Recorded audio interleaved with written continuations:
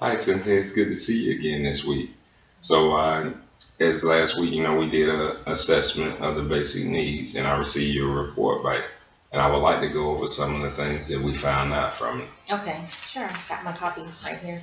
Oh, okay, great. So, what we're going to do is we're going to take a look at some of the things that took place, and then we'll evaluate them according to priority. And I noticed that as we look at your basic needs list, love and belonging, it was kind of high.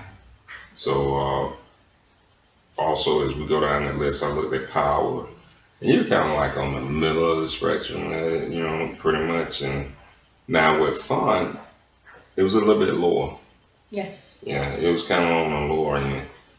And when we talk about freedom, it was low as well too, but slightly lower than fun. Yes. Okay, and then there was survival. Which that was more on the higher aspect because my needs are being met right now. So okay. I'm fine on that aspect. Oh, okay. And how do you view survival? Kind of give me an idea because it's kind of high. So what you're telling me is my needs are being met. I have no financial issues, so I'm okay. I'm able to eat every day and have shelter. So I'm okay with that. It's just freedom and fun. Oh, okay, great. So now, when we look at freedom and fun, they both are low. But with freedom being a little bit lower, in my opinion, I think we should start with that first. But I also want to make sure that's okay with you. I agree. I think that freedom and fun are tied together, but freedom would be my most concern. Okay. All right then. So now we're talking about freedom, right? Right. And it's on the lower end of the spectrum. Can you elaborate on that a little bit? Tell me why freedom is low and what's going on with you. Well, I'm a full-time employee. I work full-time. Right. I am a single parent. Right. And I go to grad school full-time. Okay. So all those things are time-consuming.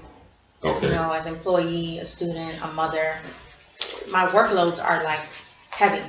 Right. It's not anything easy. It's all heavy.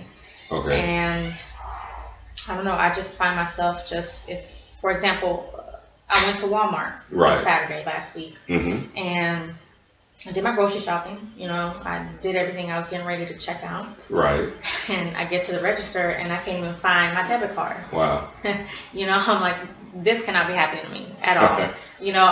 There's no way that I'm going to go back to back home. Right. Look for my debit card, go back to Walmart, spend all that time that I just spent. Okay. About an hour. Right. And checking out, and I don't have time. On my way home, I was like, I don't have time for this. I don't have time for mistakes. I don't have time for error. Wow. And that's when it hit me, like, this is not life. Right. It's not normal. It's scary, kind of like, who lives their life like that? Oh, okay. I know I don't want to live my life like that. Right. So you come to the conclusion that you're just consumed with the everyday factors of life. And then to add to that, you also have chosen to attend college. Yes. Work on your degree. Yes. Right. And then that in itself adds more stress. Right. And also I have to add in my son's schedule. He's involved in activities, sports, he plays baseball. Right. I don't have time for that, to take him to practices, and I really have time to make it to his games on Saturday. Wow. So. So, when I look at that and I kind of listen to you're talking about you don't have a margin for error, that's very concerning, and like I said, it could be very stressful.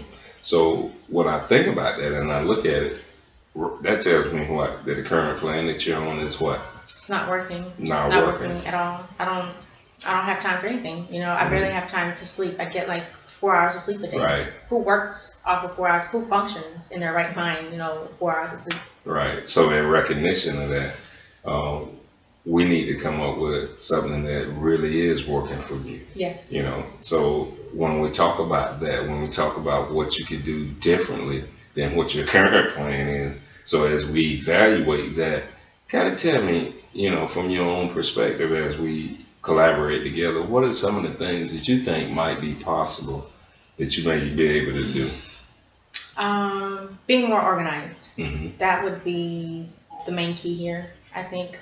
I know, like, I normally just do my grocery shopping like on the weekend. Okay. Maybe if I was to set a date, like maybe Friday in the afternoon, right after work, get that out of the way. It'll free up, my Saturday and Sunday. I'll have time to take my son to his baseball games in the Saturday in the morning, and then Sundays it'll free up my mornings to attend church. Oh, okay. Yeah, because I'm a Christian, so I go to church on Sundays. But sometimes I'm just so overwhelmed with work that I don't even make it to church. Oh, so you're a personal favorite. Yes. Oh, okay. So that's pretty important to you. Yeah, I can't afford not to miss church. Yeah, so God is very important in your life. That's understandable. So when I think about you missing church, and that's high priority on your list. Yes. Tell me what's the reason why you may not attend church on Sunday? Because I have to do laundry, or my main concern is I sleep in. Oh, okay. I try to sleep in and I don't try, on purpose, but it just happens. Okay. I don't wake up on time. Okay. All right. So when we look at all of this, and we know that we've first evaluate, we come to the conclusion that your current plan is not working. Right. We evaluated it. Now we need to come up with a new plan, and what you're telling me is you could organize yourself a little bit more, right? Right. So tell me, what possibly did you make you implement that might help you to become a little bit more organized? Because when we look at organization, it's something that you're not doing. So let me ask you this before we go into that. What do you do now that kind of helps you structure your day? First of all, I pray. I'm a faith person. I pray from the time I wake up to the time I go to sleep. But I need a little bit more than just prayer sometimes, and I think it needs to come from me. So maybe being more organized.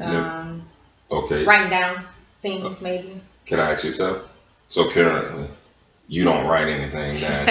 What do you basically do? No, I don't. I don't write anything down. I just, I get up and I say, hey, I need to go to Walmart. Let me go there. Oh. Hey, it's 3 o'clock in the morning. Let me just go in and do laundry right now. So you do things on impulse or on the run or on the whim, right? Okay.